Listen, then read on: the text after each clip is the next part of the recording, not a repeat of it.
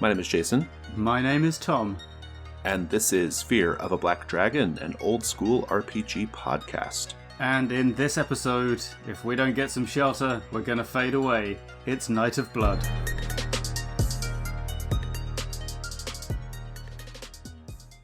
Our first segment is the basic crawl. Night of Blood is a 6-page adventure for Warhammer Fantasy Roleplay 1st Edition. It was written by Jim Bambra, with illustrations by Russ Nicholson. It was first published by Games Workshop in White Dwarf issue 87 in March 1987, then in the adventure compilation The Restless Dead in 1989, and by Hogshead Publishing in its 1995 miscellany Apocrypha Now. A free PDF version, updated for Warhammer 4th Edition, and with new illustrations, was published by Cubicle 7 in 2018, and is still available from the Cubicle 7 website. We are reviewing the version from The Restless Dead. Okay, so what is actually in Night of Blood? It begins with a section called The Hunt, in which the travelling player characters are caught in a storm in a dark and menacing forest as they make their way along a muddy road next to a canal or possibly river. If they dilly-dally around, they get attacked by a group of chaos mutants and beastmen, all of which is very much to encourage them to keep moving and find shelter. Next, we get introduced to the central location, well, the broad location of the adventure with the ferry. This is a simple rope-pulled raft which can be pulled back and forth over the river, but it can't right now because the ropes have been cut. There are signs of struggle in the ferryman's hut, but no sign of the man himself. The inn is called The Hooded Man, has a slightly sinister sign, and it is a wayside inn with a fortified wall that, unbeknownst to the player characters when they arrive, has been taken over by chaos cultists who are planning to do a summoning in the basement, essentially reinitializing a chaos shrine that has been there for a long time and that the inn was built on top of. The PCs have arrived at an inconvenient moment, and the mutants, who can pass for ordinary people, are forced to pretend that they're the staff of the inn, while their human leader, Hans, poses as an Imperial Road Warden. In this segment, we get a detailed rundown of the various parts of the inn, so the walls, for what that's worth, because initially there's some chance the players will suspect this is a scenario about staying in the inn and protecting it from bandits and mutants outside. We also get to see the stables, where a spidery mutant is lurking, the coach house, the main inn building itself and its bar room, the guest rooms, and the cellar where the summoning is to take place, and where the cultist victims, dead and not dead yet, can be found. Now, the section on the bar room contains what are essentially cutscenes to introduce each of the NPCs who are not in hiding. The false road warden feigns suspicion that the PCs are bandits and quizzes them closely about their journey and motivations, while the faux cook slips a sleeping draught into the soup. After this, the scenario becomes a kind of constrained sandbox with a simple timeline as the PCs explore what's going on. That timeline is considerably shorter if the PCs succumb to the sleeping potion in their soup around going to bed. They essentially sleep through a lot of the time they could have been using. Then the final main section is called The Ceremony. After the PCs are in their room, or at least the cultists believe they are, the summoning ritual gets underway. If completed, the creepy statue in the basement becomes a chaos being called a pink horror. The wrap-up of the adventure, the aftermath, has road wardens, actual road wardens arrive, who essentially put the worst possible interpretation on the scene they find, suspecting the PCs of having done all the murders, and so on and so forth. The scenario concludes with experience rewards and a large map of the Hooded Man Inn and its environs, plus a side-on illustration of the inn building. Bonafides. Jason? I've only read it.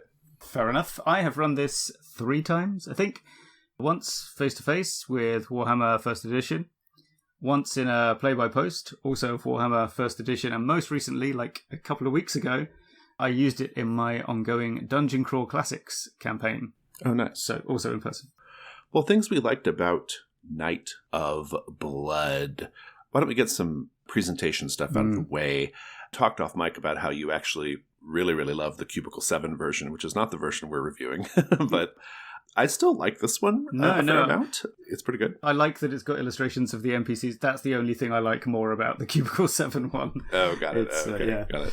Well, I think this is actually pretty good. I do think the artwork is nice.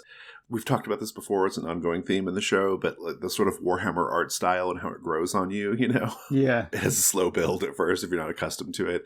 But it's so detailed. The artwork in this module it's just little squares, but they're like densely packed squares. There's like so much going on in this little square of illustration, you know? So I really like that. All the Warhammer art in these older modules, at least, they seem to have that quality of like just density of things going on in the picture. Yeah, and some of them are weirdly abstract, aren't they? Like the one that's next to the summoning is just some sort of kind of Jack Kirby-esque blobs and dots and things. Yeah, I think that's supposed to be the pink horror. I'm not sure. Maybe, yeah, well, that's the thing. It doesn't matter. If it was pink, we would know. Yeah, but it's so it just has all the pictures have this air of menace to them, which is really good. Yeah. I think the maps are quite good. There's only a couple, but they're both very good. I think the inn map that has an actual picture, a front-facing like illustration of the inn, plus that weird-ass sign with the hooded man, it's a nice touch. It really sells the environment in a cool way as far as like reading the text goes. And I thought it was a fairly neatly organized module to kind of go through. It is not that long, so there's not too much to really manage anyway, but I was reading it and I kind of had a really good understanding of how everything was flowing, how everything was supposed to go, where everything was, and where to find it. I'm actually really excited to run this at some point. Programming needs be damned. I want to run this particular module because it's my thing, which kind of is a nice segue into the content of this and what we like about it. I love this. I really, really do. Like, I was reading this and I was like, holy shit, this is my jam. Like, how have I not run this? I've never read this before, but I've actually written scenarios just extemporaneously for my games that are almost like this.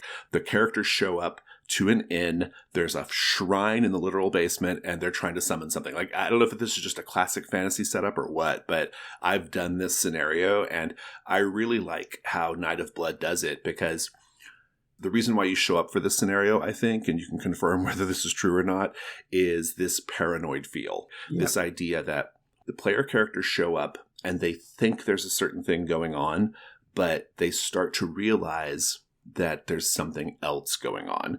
I love it. Like, it comes across so strongly on the page, that gradual unfurling of, oh, this place is a little off. Yes, there's something wrong here.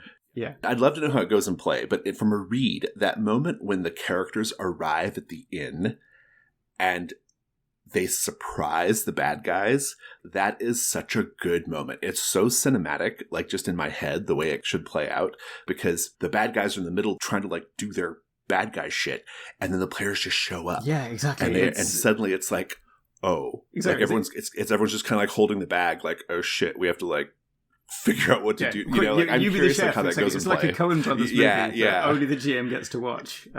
Yeah, it is kind of that. But yes, how did that part go in play? Well, the interesting thing about it is it sort of happens over and over, because you know you have the opening in the Gathering Storm, and they either run away from or fight some Chaos mutants, and then you know they're looking for shelter, and then there's a flash of lightning and they see the inn in the distance. And when they get up close, you show them the sign of the hooded man, which looks pretty sinister, because they go, oh, brilliant, an inn. And then you show them the sign and they go, oh, that looks a bit creepy. And then if they look at the ferryman's hut, they see there's something wrong there. But then they finally make their way inside and things are a bit sketchy. And it takes ages for the door to be unlocked. But then there's relief because, oh, okay, fine, we're being allowed in. We're dry now.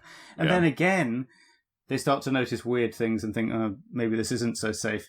But that gets reversed on them again because of this. I think it's low-key genius is the cult leader, Hans, pretending to be accusing them of being the bad guys. It absolutely unbalances the players every time, I find. Yeah. He's like, so what are you up to out here in the wind and the rain in the middle of the night? You know, isn't it a little suspicious that there are mutants around and you're here? Yeah, it works great, but it's not too subtle, right? There's no way they can miss it. Right. Yeah. Either they actually get drugged, at the very least they get bolted into their room when they go inside. So even if they've missed everything else, it's like, you're prisoners now. It just works great. And it's so resilient as well. Like almost anything the group chooses to do, whatever approach they take, I have found it bounces back from that, even with a really big premise rejection in one session that I ran. I love the details here. Coen Brothers movie is a really great way of describing it, actually. It's all these little details, like they arrive and they may or may not notice these things, but they'll eventually notice enough of them to start to put two and two together. That's what it seems like to me. The strangely behaving in patrons. The spooked horses is a really good one. Like, why are the horses behaving in such a strange way? The bloodstained beds, which they may or may not sleep in. I think this is like one of my favorite things ever in a module is that bloody mop bucket. That is so fucking good. But what it is, listeners, in the module is one of the villains is trying to clean up a murder. And so they're mopping up this like murder scene. And so the bucket is filled with like bloody water. But if the players don't go look in the bucket, they won't know that. There's this really interesting tension on the page, at least, of, oh, here's just an inn worker doing what they do, maybe behaving a little strangely.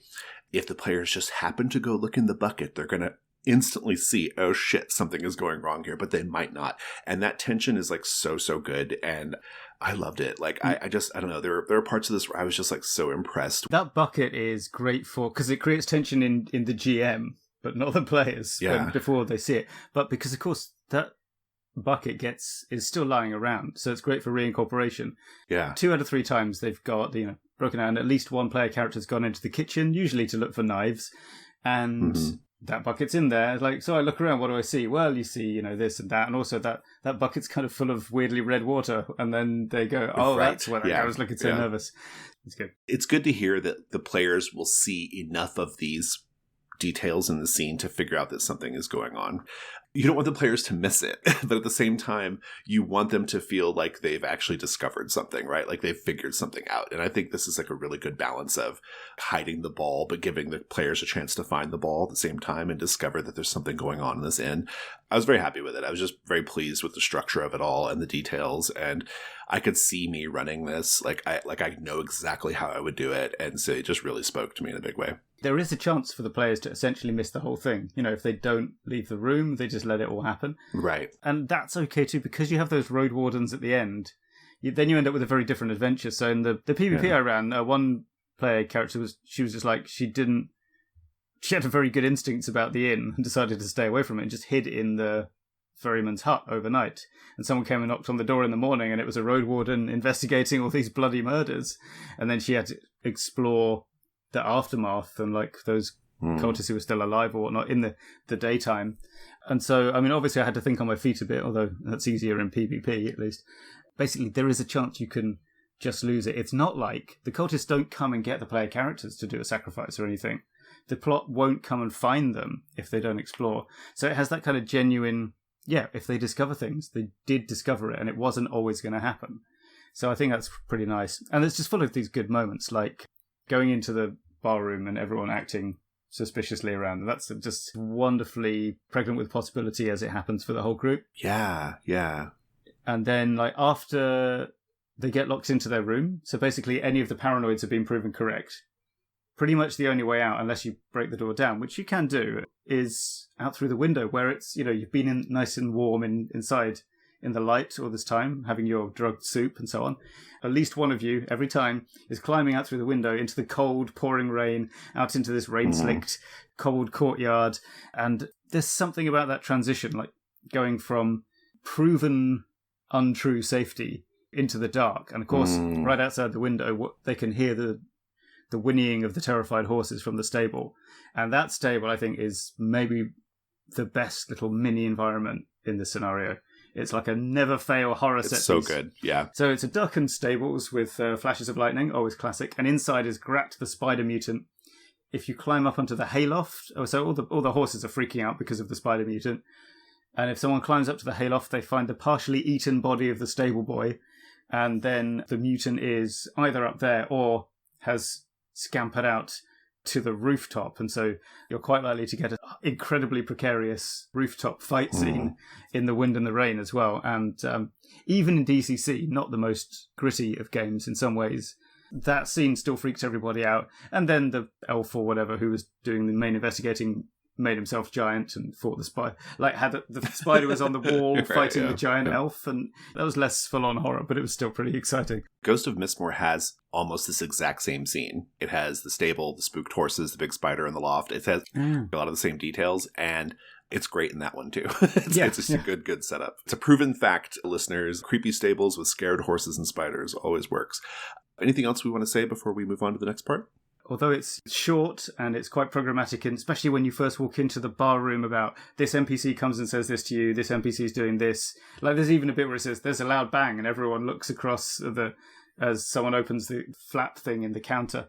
But it's not very predetermined. It is a little mini sandbox, and I think that's pretty surprising, I would say. If you compare it to another adventure, so the Warhammer fans in the audience will also be familiar with Rough Knight of the Three Feathers, an adventure that I've never run or played and don't have much interest in, because it's like the opposite of this. It's got 3 or 4 different plots going on constantly through the night in this inn. And I'm like, man, I just want to do Night of Blood with its little exploration game. So, anyway, do you have any questions? I do have a couple. Yeah, they're pretty simple, though. The first is, reading this, it felt like this would be a very good side adventure or kind of one-off thing. And I'm curious, are you able to get this done in one session? I know you did play by post for one of them, but like for the ones where you're actually playing it. It's always been one session. Okay. I think it only works in one session, really. I mean, maybe if the timing happened to fall that way in real life, you could have a cliffhanger when they go up to their room. But no, this is a one-shot. This is like a quick one and done for sure. I've just realised I also ran this. I had this as an adventure in my Blades in the Dark thing, where in the style of those question marks on Red Dead Redemption maps, you sort of had to deliberately choose to have the side adventure. But it's always a one-shot, because I think as long as you've got 2.5 hours, you'll definitely hit the ending of this without too much trouble. Okay. Good to know. My next question, I wasn't really quite sure how to phrase it. Maybe if we talk it out, we can get to the right place here. Okay. But did your players understand that this wasn't just a normal stop at the inn? What I mean is, so I know that this scenario kind of sets it up to where they're trying to take shelter from a beastmen attack. But I'm curious, did the players understand that this was where the actual scenario was taking place, or did they think like, oh, we're just hiding for a minute until we can get back to the Beastmen situation? I'm very curious about that, because I always wonder about how much to set expectations for players and how much they should or should not know going into any kind of situation. Did they realize, oh, this is actually what the adventure is figuring out this inn? At a certain point, do they realize that, or do they know that going into it? I'm curious about You see, now that's a really good question. It's kind of a meta thing. But yeah, because I've now realized I don't know that the answer to that question as clearly as I thought I did. Okay. In all the times I've run it, it's always been as like a one-shot thing. So the blurb has always been, it's a stormy night, you've got to take shelter, but there are terrible things lurking around. So in that sense, they knew that it was like... They know, because the setup. The inn is the location. But, of course, the text intimates there's this fake out, like, as I mentioned, that it sort of seems like the threat will come from outside the inn and you'll be safe inside. And I'm not sure exactly at what point the players in the group figured out that it's the NPCs inside the inn who are the problem. So that's a good question. But certainly the fact that this is going to happen, the inn is going to be the action, that was always the pitch. It would be pretty interesting to have this as just a seemingly yet another colourful, that's my enemy within. I know. It would be pretty good. Yeah. Yeah, that's my thinking, because I wonder how much is lost. So, listeners, I am a big proponent of hard frame the scenario so the players know exactly what they're going to be doing this session, right? Like, I'm a big proponent of that. But in this case, I kind of feel like something is lost if you do the blurb in the beginning of like, oh, you're taking shelter from the storm in this inn. You lose a little bit of the surprise factor. Like, I don't usually care too much about these kind of things, but in this instance, I really love the idea of, we thought we were just coming in from the storm or getting away from the beastmen on the way to something else, but now we're thrust into this situation. That feels like really important to me, and I guess I'm just curious about that. Yeah, I think that would be even better in a lot of ways, because there will have been quite a few times where they've tangled with some angry dwarfs or something on their canal boat, and they make right, or whatever. And similarly, they get away, they get to safety. And yeah, there are similar mini scenarios in the Warhammer canon, like the canal boat you meet that has a vampire on it. And that starts off just as a normal kind of hello, what's up meeting with the riverboat captain. So yeah, I think it's of a piece with that sort of throw it in along the way as a random encounter, but it turns out to be a random encounter that is the whole session. But you can only really do that when you're doing something insanely long like The Enemy Within, right? Yeah, like a campaign. Because then you're not wasting anybody's time by occupying one or two sessions with the fallout from it. See, now I'm saying, I'd like to try that sometime, but when am I next going to be running a massively long Warhammer campaign? I've done these, like I kind of alluded to in the beginning of the recording. I do these sorts of like one-off locked room mystery or horror things quite a bit. It's a feature of the way I run games. And I find that it is most effective when it slowly dawns on them that this place they're in is the actual adventure. Yeah. Especially in the horror context, that's when it really is quite powerful and interesting at the table. But it definitely flies against my general instincts in running games, which is you do it writer's room style. You talk, you establish expectations. Like, as a general matter, that's how I like to run games. But in this particular instance, I think there is something to be said about this sort of slow reveal. I think maybe one of the strengths here is that the slow reveal doesn't go against the promise of the game you're playing, right? So, you're playing Warhammer, you want to sort of fight the odd monster and tangle with chaos wizards, and that's what's happening. So it's okay. Yeah. Whereas, Fair enough. like if you did this and it was like, I don't know, you turned up and the plot was about two noble dandies who were having a squabble over a poetry book that one of them was writing, that would be annoying, right? You'd be sort of, I came here to listen to heavy metal and fight something with too many heads, and that's not happening. So maybe that's the trick, is to, if you can sort of slightly do a fake out, but not completely. Don't do the I think that's probably it was right. Cthulhu all along reveal. So right. Yeah. Fabulous. Let's go to the chain lightning round. Tom. Otto seems to roll along rather than walk, but he is passable as a human being because he has no other noticeable mutations, and all landlords are a bit on the portly side. Otto adopts the role of landlord when the adventurers arrive. All of my chain lightnings are just more paranoia details, starting with the inn's kitchen is designed for the halfling cook to work in, not the full-size person the player characters find there. Love that detail. So good. Nice. Unless the adventurers intervene, the statue transforms into a pink horror. Unfortunately, Hans is unaware of the binding ritual, and the demon immediately attacks him and the mutants.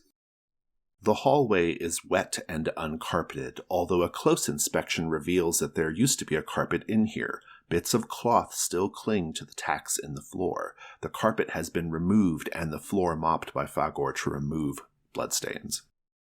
If the pink horror reaches 0 wounds, it does not die, splitting instead into 2 blue horrors. Blue horrors are similar in appearance to their cousins, except smaller and blue in colour. The common room is dirty and the bedding is soiled. If the adventurers comment on this, Otto is unsympathetic as this is, quote, the best he can do. He then exits looking like a man as keen to get away as soon as possible. Oh, Otto, let's go to the expert delve.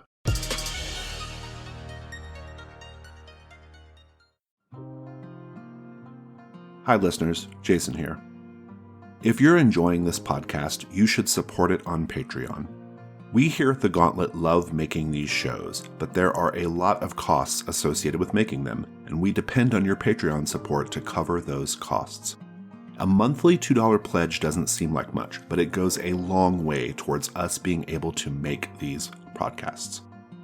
And if you pledge $6, you get early access to all the releases coming out of Gauntlet Publishing.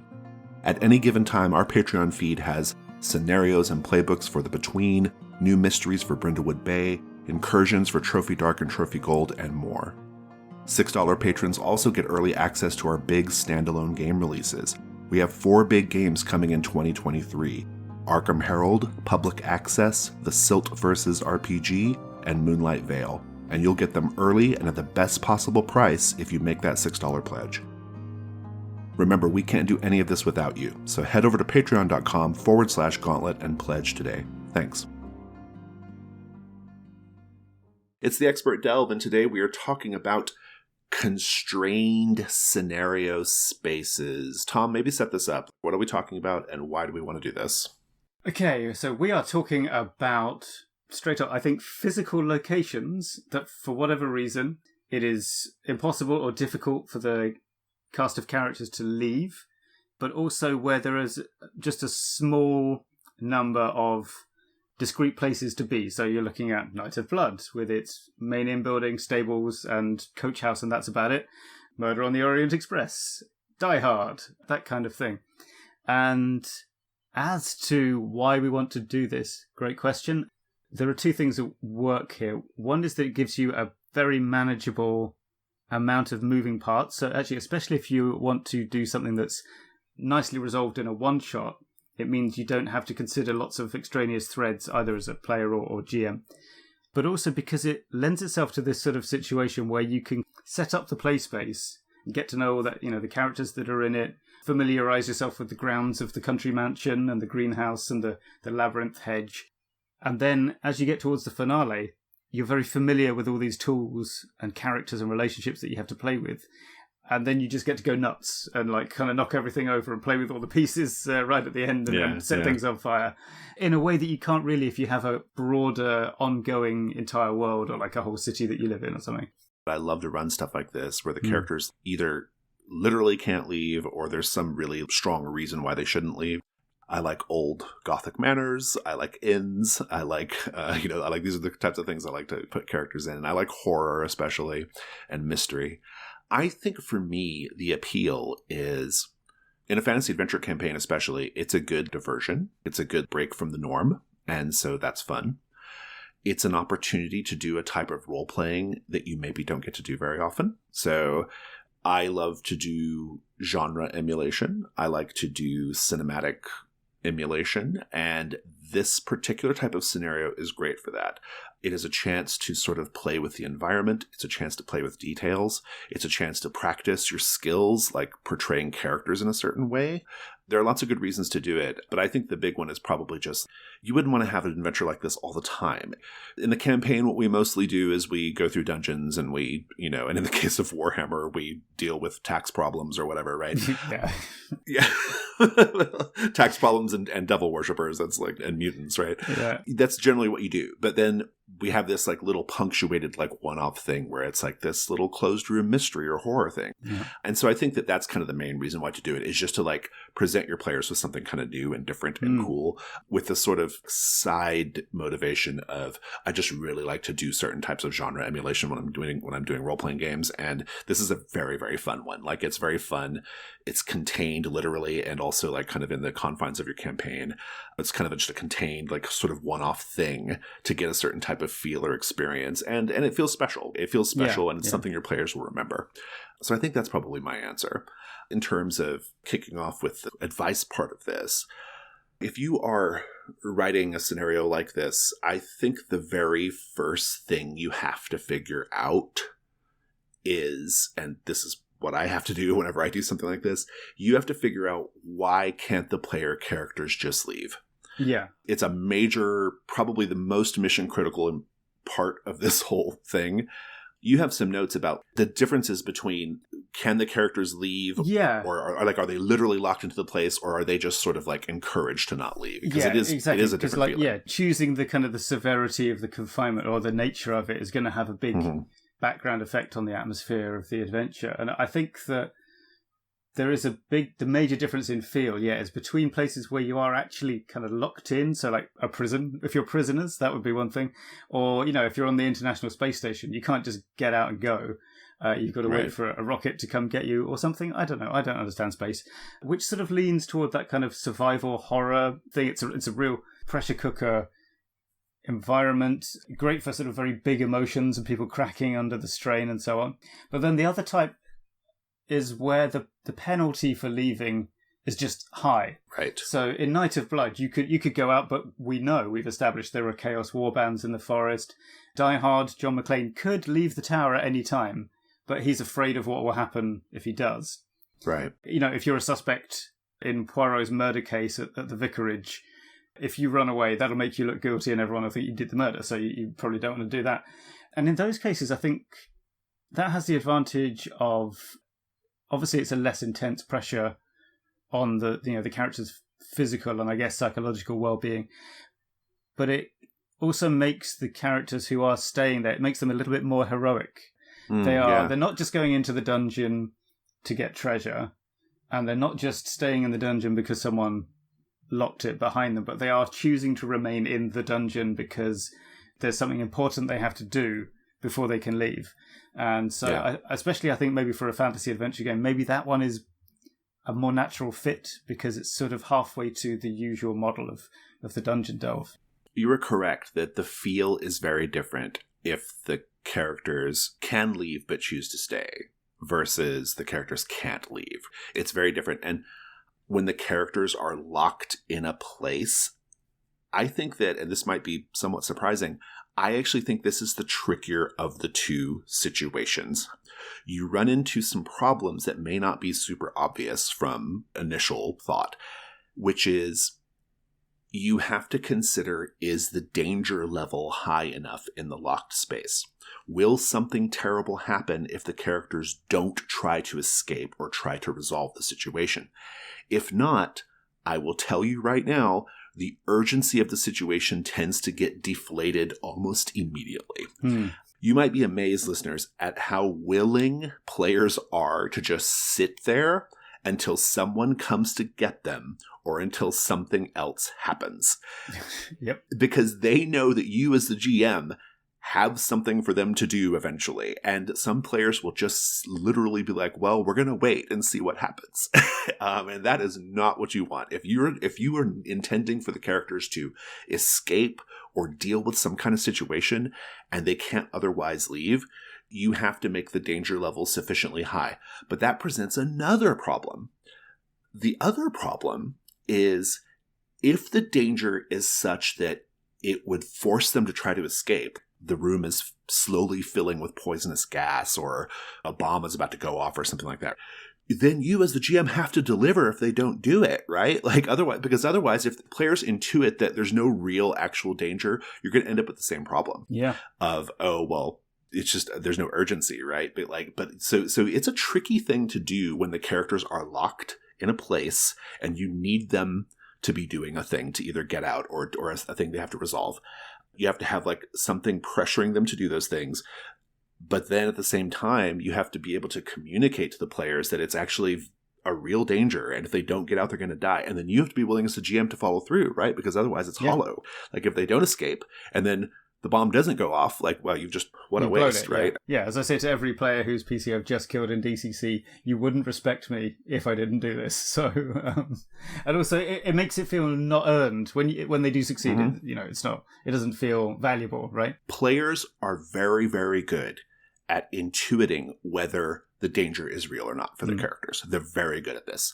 And so if you are going to put the characters in a situation where they literally cannot, they have to do the thing, they're trapped in a space, you've got to balance those stakes. And it's tricky. I think it's tricky.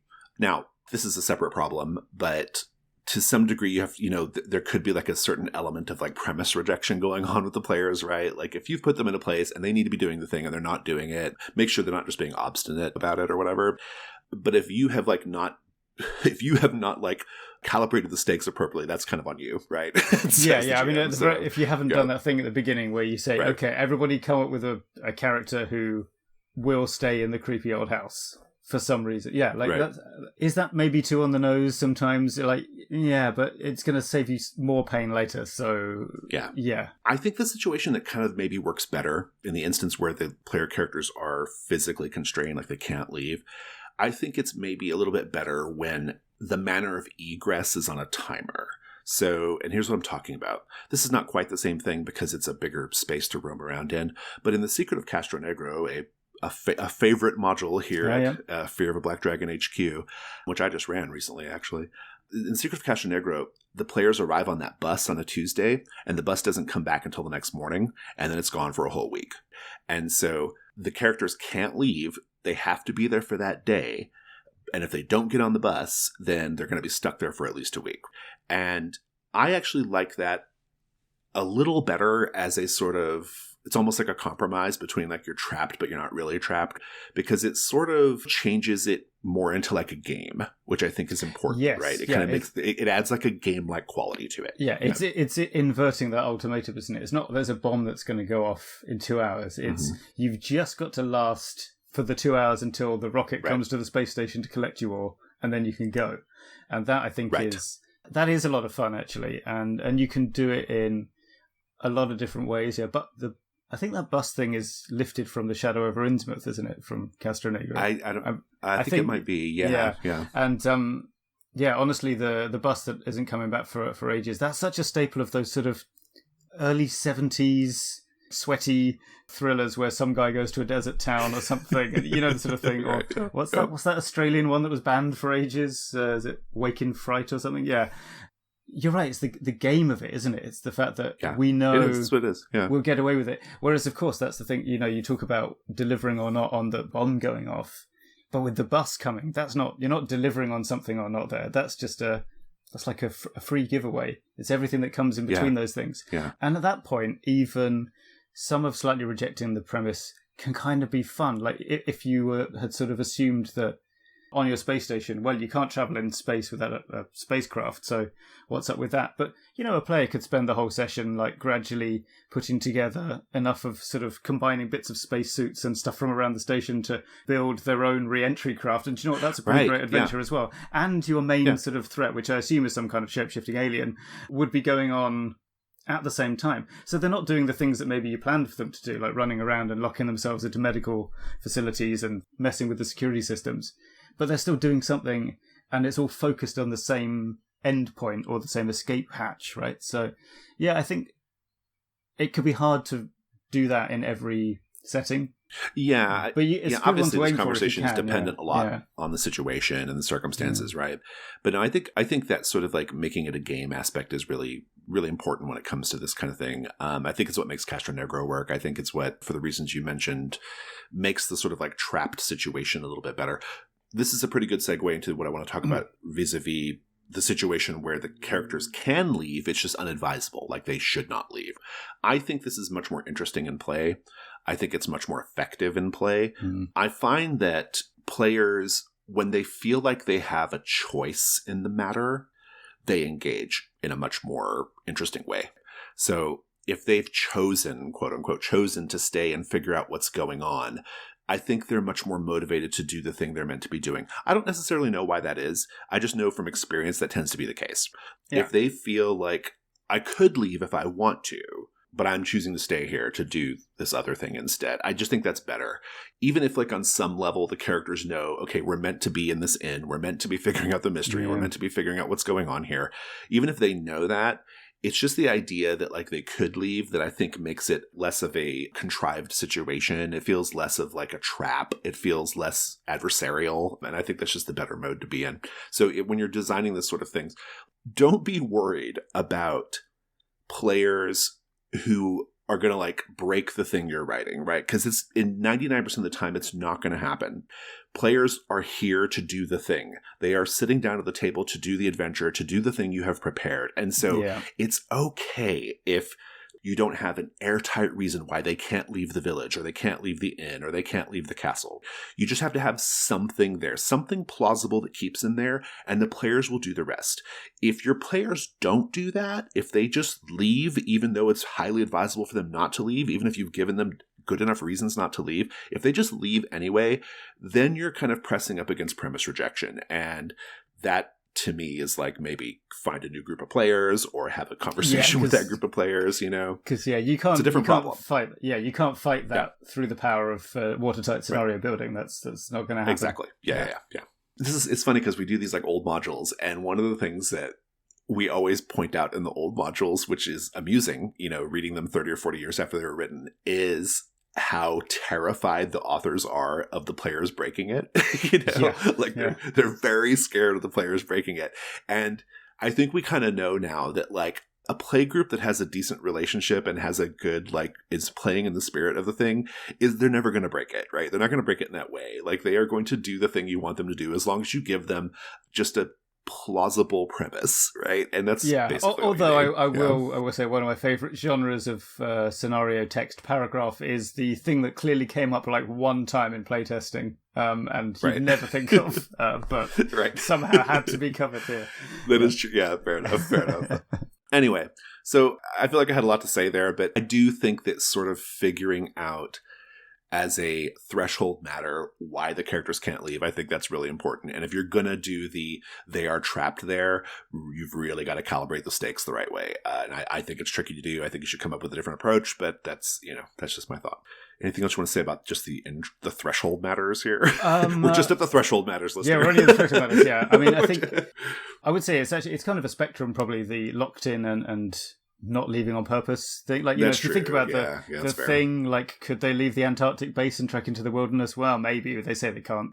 So, I mean, that's kind of speaks to your point. Like, you accept the premise of being trapped or compelled to stay, or you don't. The dividing line between impossible to leave and not impossible is maybe not huge.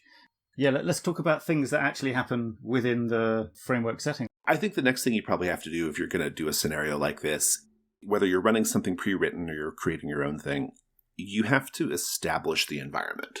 You basically tell the players where everything is, all the rooms, and who everyone is. This is very important in mystery scenarios, in my opinion, but I think any kind of closed, locked-in situation, any kind of constrained space, I think that's important. I think it's helpful to think about it by way of comparison. So if you're doing a dungeon crawl, the fun of the dungeon crawl is going down the corridor 25 feet and turning left and seeing what's left. Yeah. That's the fun of it, right? You want to turn left and see what's left, and you want to see what's in the chamber, right? That's the fun of the dungeon crawl. That's like what you're there to do. But in a situation where you're in a mansion and you can't leave, or you're in an inn and you can't leave, it would actually be extremely bizarre for you to dungeon crawl into the kitchen to open the pantry door to see what's in there. Like, that's extremely fucking weird. And so you don't have to like present it like that, right? If Jessica Fletcher is in someone's mansion trying to figure out who did a murder, it would be really weird for Jessica Fletcher to be asking people, what do we suppose is in this room? Well, it's a bedroom, Jessica, because this is the floor where all the bedrooms are at, right? Like it's strange, Yeah. So just establish the environment. Who are the characters? Where are the places? It doesn't mean you don't search those places. Like, once you know there's a basement, the fun is going and looking in the basement, but it's strange to be like, well, I don't know what's up those stairs. Do you go up the stairs? Yeah. Do you check unless the door? It is the forbidden corridor where the boss. But that's the different thing. And you're right. Yeah, you want to establish the location in the same way that you establish all the characters. I mean, Night of Blood's great for that because all of the mutants have weird physical things that make them distinct from each other. Right. And you should. I guess you want to try and do the same thing with the locations, right? Give each one a hook so that it's easily distinguishable from the other rooms. So, to be honest, that's why, like, a floor full of bedrooms is not that useful to you in a mansion. You want, like, the master bedroom, like, the weirdly Dayglow orange bedroom, if you're going to have two bedroom locations. And if you're not, you just conflate it all into one and you never look in the others. Yeah. And, or just like the idea of, like, okay, players... The living room's over here. The parlor's over here. The bedrooms are upstairs. There's a basement and there's a cellar and there's a kitchen in the back. Just it can be as simple as that. Put the map on the table, figuratively or literally. Put a map on the table, right? Exactly. Mortzinggersturm, that we reviewed before, literally has the lion wizard that owns it give the player characters giving you a tour. So basically give them the tour. I guess a good thing to do if you can is have a scene happen in each location. Which Night of Blood doesn't really do, but that would be great, right? Especially for the country house thing. You have dinner in the dining room, you go for brandy in the sitting room, maybe there's a dance in the ballroom, like the whole... Yeah. I'm just naming Cluedo locations, aren't I? And I think that might be the best way to try and prep it. Maybe that's going to be my method in future, like have every location, cross-reference it with a character who'll be the focal point of that little mini scene at the beginning. Right. And then just do a thing, like the little cutscenes, maybe a guided tour, I don't know. And then you get to the meat of it, like the free-for-all afterwards, right? Yeah. This is an important part of Brindlewood Bay. Like when you're running a Brindlewood Bay mystery, a lot of the presentation and indeed the rules of the game, a lot of it's about like how you set it up. Mm-hmm. Because the important thing in that game, and indeed if you're doing a scenario like this, especially a mystery scenario, I think, it's not important where things are. It's important who people are and what is in the places. The fun of the situation... It's the details, right? how are the NPCs behaving? You can't start honing in on that stuff if you don't have a good idea of who they all are. How has the environment changed? In order to play with the questions you want to play with in a situation like this, you have to kind of get past the exploration aspects of it. Now, that's not quite right. Explore the rooms, but don't get hung up on where are the rooms, right? That's just basically, that's the basic idea. Yeah, right? Death to clues, right? It's sort of, it doesn't matter it doesn't matter where the greenhouse is in relation to the rose garden. What matters is could someone have run from one to the other? Yeah, in that 30 there is seconds? a greenhouse. Yeah, right. Yeah, that's exactly right. So, establish the environment. I think that's really important. It's just a key part of it. And then I think from there, the most important thing is just, it's just the details. And this is what Night of Blood gets really, really right. It's the details. Perhaps unintuitively, I actually think that this kind of scenario is even more prep than a space that is geographically bigger and unconstrained. Because in a situation like this, you have to have a much sharper idea of how things react, how the environments react. You don't get away with just the sort of hand waviness of running games, right? If you walk into a dungeon corridor that's 20 feet by 20 feet, and that's all I need to tell you, your brain does the rest of it, right? You fill in all the little details in your mind. Well, there's probably sconces on the wall. There's probably masoned parts and unmasoned parts. It doesn't really matter because you're there to fight a monster or get to the next thing. But in a situation like this, where there's only 5 rooms and you're going to be here for 3 hours, you have to know the details a little bit. Or alternatively, you have to have a little trick, paint the scene. You have to have a GM trick like that to help fill in the details. But in any case, I think that's important. What do you think about that? Yeah, and for me, that kind of prep isn't necessarily writing down any things, but just really just knowing spending some time, inhabiting it in my head. But I ran one of my Punk Cthulhu scenarios a while back, and afterwards one of the players said, "I could tell when you were describing that old house, it's a real place you've been to." And it wasn't. It was just, I just imagined it as a sort of composite of various places I've seen and stuff. And if you let yourself do that kind of sort of imaginary exploration, and you can do it at the table as well. I think we've mentioned before, it's often valuable to take a moment to pause before you answer questions. You're not on Mastermind. You don't have to bang these answers out as fast as possible. So if someone asks you about a room, take a moment and just visualize some details, like maybe the pattern of tiles on the floor. They're red and orange with hexagons with rectangular little tiles around the hexagons. There you go. That's a detail that is probably irrelevant, but it's a bit vivid in its way because it gives a colour scheme to the room that people will now remember. Let's go back to the red and orange room where we saw that thing, which again is important to the feeling of, for the players, for the whole group, of inhabiting the same space, which again becomes more important when you're not in a city-wide or large dungeon setting. Everyone has to feel like they're standing in the same room. And so by making sure that everyone is sort of connecting the nodes in the same way, this room is attached to the balcony and then this other thing leads here. If everyone is sort of playing off each other and realizing that their frames of reference are as close to identical as it's possible to get, that really helps as well. And actually, this is a thing we haven't mentioned in the advantage of the constrained setting, is you get this sense of shared purpose, right? We're all in this together. We're all literally sometimes in the same boat, if it's a boat. And, and that can be really... And Paint the Scene is great for this as well, because if you're sharing the load of describing details, then you're also sharing that common bond of unity of purpose. Yeah, absolutely. Sorry, that's gone slightly off topic, but carry on. In a scenario like this, the details are important in a way that they're just not in a dungeon crawl. Yeah. Which is not to say that dungeon crawls can't have a lot of descriptive bits and details. That's not true at all. But the function is different, right? So I one time ran a scenario where it was very important that, so every room had a cat. Okay. There was a little cat. And each room had a little cat, and the cat would come in, and it was a different cat every time you go to a different room. Mm-hmm. Was it always the same cat in that given room, or would it be... Yes, that cat was always tied to that room, right? So This is the black cat's always in this room, the white cat's always in this room, right? And maybe the cats act a little different or whatever, but the players were kind of into it. It was kind of fun. They were always kind of looking forward to seeing the next cat. But then the important part, the crux of it all, is one of the rooms doesn't have a cat in it. Dun, dun, That's dun. the thing. Yeah. It's that kind of detail. Like, you have to think about the environment in that way. Like, if there's a plot twist, if there's the thing that it all kind of hinges on, you need to be ready to deliver that, right?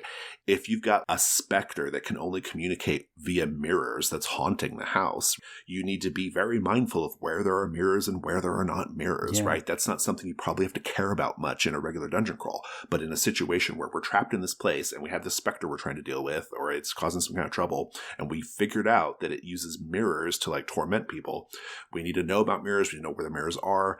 We need to have been, the idea of mirrors needs to be like very prevalent in the story.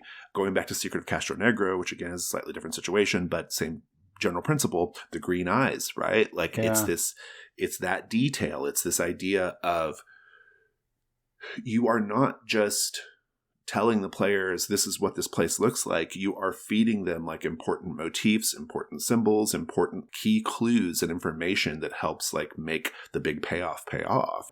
So yeah, I think you just have to understand the environment in kind of a different way. And also, this is a separate thought, but also because it's such a constrained space that you're going to be spending 1 or 2, sessions in, it's just going to be more interesting if you're able to speak to the space in more detail, right? Like, it's just so the details are important. And it's great fun if you're the kind of GM who likes to prepare in this way. Like Tom said, like I do the same thing. I don't write all this stuff down, but I live in the space. I think about it a lot. I think really hard about like, how does the space react? What does it do? But anyway, I think that's important.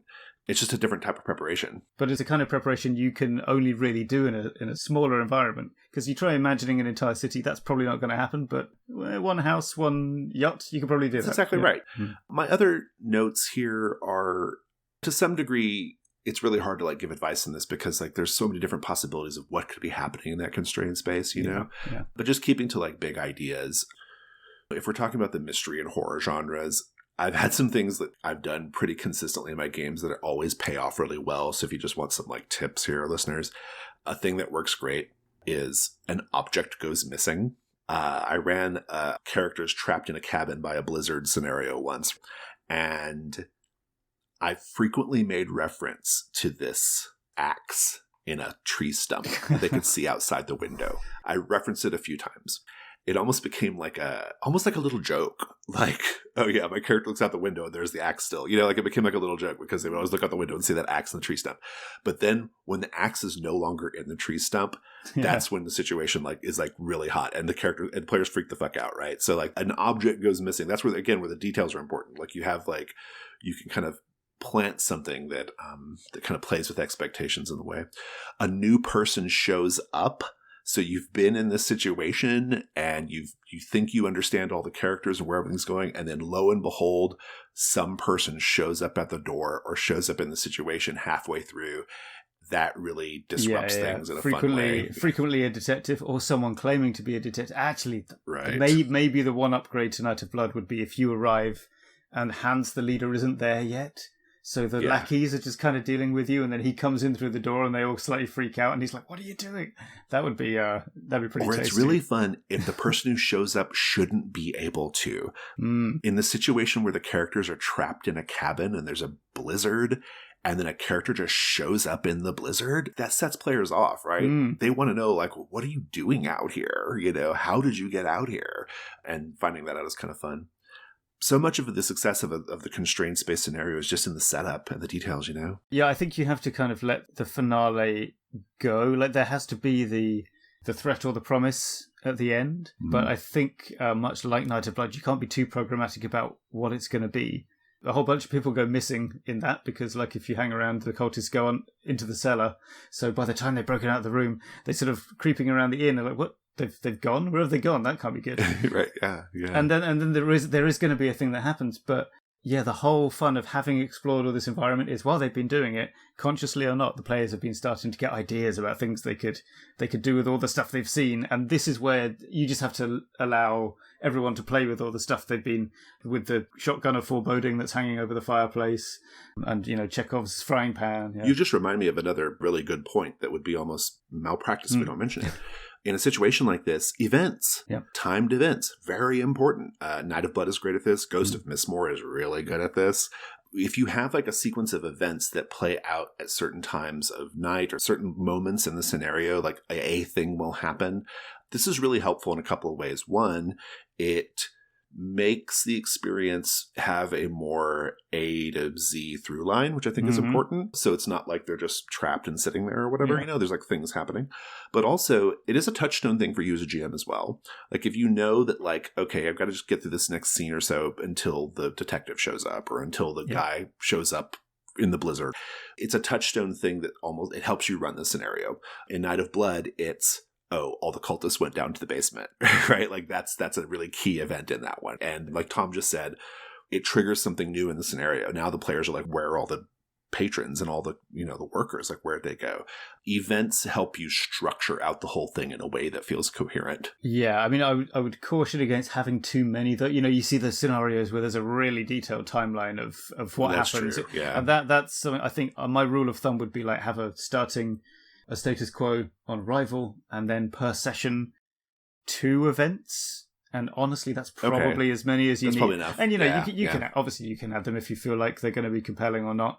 But like any more than that, and you're gonna 2 things will probably happen. One, you'll start to forget them in between key things, and then that's more points of failure basically. Because if item C on the agenda relies on both A and B happening, that's it's a problem. You'll find yourself improvising very quickly.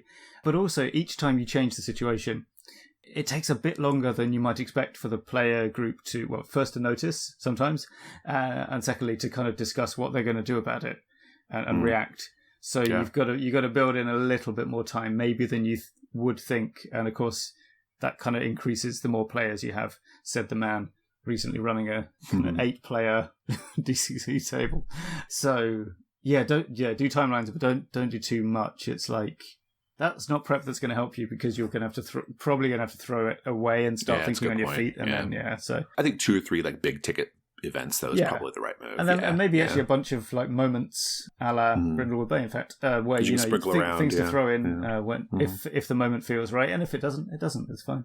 Yeah, that's all great advice. Why don't we go ahead and go to companion adventures? All right. It's companion adventures. Let's talk about game-related things, Tom. Okay, yeah. So I do recommend getting the PDF from Cubicle 7. I'm not so much of a fan of the sort of pastel colour scheme that it uses, the overall style, compared to the original Night of Blood. But it does, as I think I mentioned earlier, adds portraits of each of the NPCs, which I used in my DCC game, and that was quite popular with the players, to kind of look at these different slightly grotesque characters and go, oh. So yeah, that's worth... I think you have to sort of have an account on the site or something, but it's free. It's a free PDF. You'll manage. Love it. I'm going to recommend my YouTube video. It's a specific YouTube video on my channel, which we will maybe hopefully link to, called Trophy Gold, The Croatoa Part 1. There's a Part 2, but you don't have to watch the Part 2 for our purposes here. Part 1 is a great example of this contained or constrained space horror scenario, and indeed, I think, how to run one. It is the aforementioned trapped in a cabin scenario, and I think it's really good. The players really love the horror aspects of it. Especially if you're really interested in, like, we're trapped in a single room basically, and there's a horror going on. There's horror going on in and around us. This is a great example of that. All right, you got books. You do books, yeah. I've got books, yeah. I'm going to say the 1987 novel Misery by Stephen King. Pretty great example of a story that takes place in one place. 90% of it's in one room, and it's a different way of looking at like this idea of using a very small space, a small environment to tell a big story. Fun fact, I've never seen the movie. I'm going to watch it someday, but I've never seen it. People always think that's weird that I've never seen it. My other book recommendation is The House Across the Lake. This is a fairly new novel, came out this year, by Riley Sager. And I don't want to spoil too much of it, but basically it's about this not Carrie Fisher actress who is recovering from a scandal, hiding out from a scandal basically in her family's luxury cabin on a lake. And sort of Rear Window style, she starts like spying on the neighbors across the lake with binoculars. And for different reasons, she can't leave the cabin. And so much of the story is about her, just the paranoia of the situation, her seeing details and how the details change and how the change in the environment informs the story. Just really, really relevant to the Expert Delve discussion today. Yeah, great. Actually, Rear Window is another great one, I guess. Sort of, okay, you can't leave because yeah. you've all broken your legs. So yeah. That's a great setup. Speaking of films, so my last thing is the 2001 movie Heist, written and directed, I think, by David Mamet, which features plenty of scenes of people who are up to no good pretending to work there. Extra bonus, Ricky Jay, the magician, is in it, and it's all it's worth. Actually, I'm going to slightly backpedal on that. I'm not sure that every film that has Ricky Jay in it is worth seeing, but it's always a good moment with him. Usually a delight, yes. Yeah, he's good. He's fun. I think I first saw him in Boogie Nights, in fact. He's really good in that. Listeners, that's our show. Fear of a Black Dragon is a production of The Gauntlet. I'm going to switch it up today and say we would love for you to come join the Gauntlet Discord server, listeners.